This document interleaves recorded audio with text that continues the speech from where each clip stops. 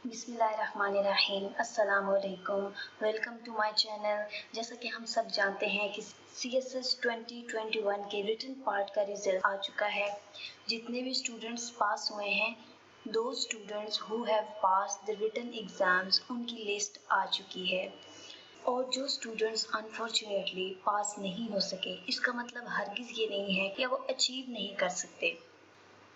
Failure is not the opposite of success, it's part of success. The one who falls and gets up is stronger than the one who never tried. Do not fear failure, but rather fear not trying. तो ये आपका एक experience हो गया है।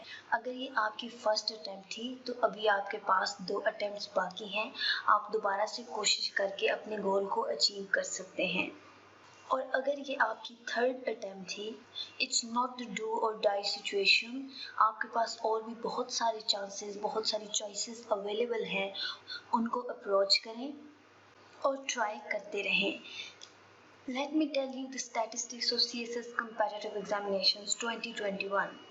जिन candidates ने apply किया था 2021 में, वो 39,650 थे। और उन कैंडिडेट्स में से जो अपीयर हुए एग्ज़ाम में, वो 17,240 थे। और उनमें से 364 कैंडिडेट्स ने रिटन एग्ज़ाम पास किया है।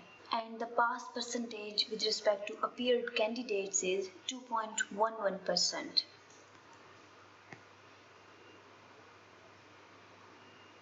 यहाँ पर ये आपको लिस्ट अवेलेबल है। ये रोल नंबर वाइज है। यहाँ पर फर्स्ट नंबर पर जो नेम लिखा हुआ है, इसका मतलब ये नहीं है कि उसने रिटन में टॉप किया है, बल्कि ये रोल नंबर वाइज इनको अरेंज किया गया है। तो यहाँ पर ये 364 स्टूडेंट्स की लिस्ट अवेलेबल है जिन्होंने एग्ज़ाम को पास किया है।